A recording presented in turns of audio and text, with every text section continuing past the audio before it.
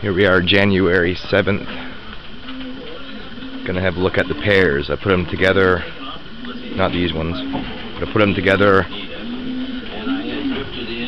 January 2nd. On a regular basis with alcohol, and then I had my anxiety problem, so I Just in the middle of changing the water cups. I was a very boring drug addict in that I wasn't having fun, I wasn't partying, I was trying to make myself normal, and then that all fell apart for me, in that I realized I was drinking too much, so I stopped drinking, and being generous, I threw in all the anxiety medicine, all that stuff, and that's what kicked me into the fourth of my whole final episode of psychosis. So how do you keep it in check now? I am religious about taking lithium, about keeping my break, and I think I've been lucky in that I think 4 breaks, although I wish the number was 0, is a relatively small number, and that for people who have 19 or 20 breaks, they're probably going to have a 21st.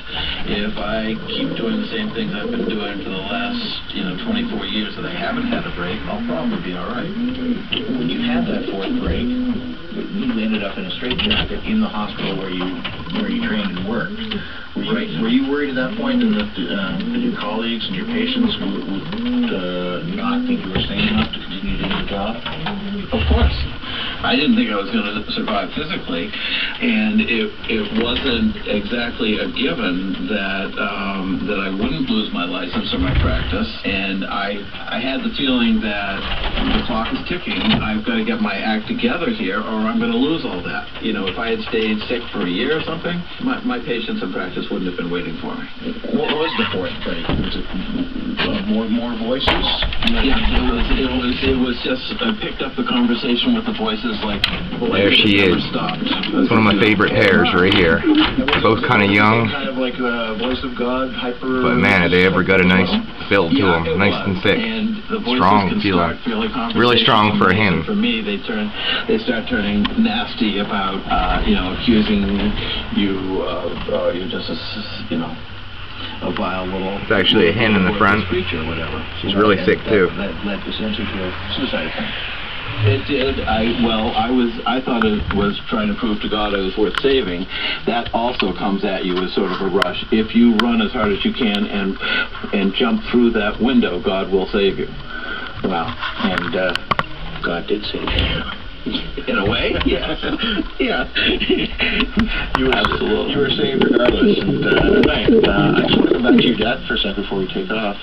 But there's a lot more of him in this book than in your first memoir. Is that because he's not around to read it? You didn't feel like you had to wait until he was gone? It helps.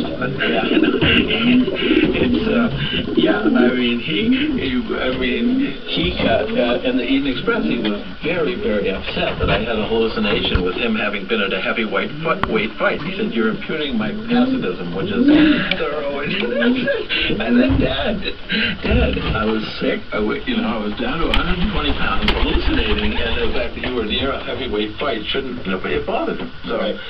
I do think, I certainly write with him in mind. His voice is a healthy voice, I hear, and I'm very grateful for.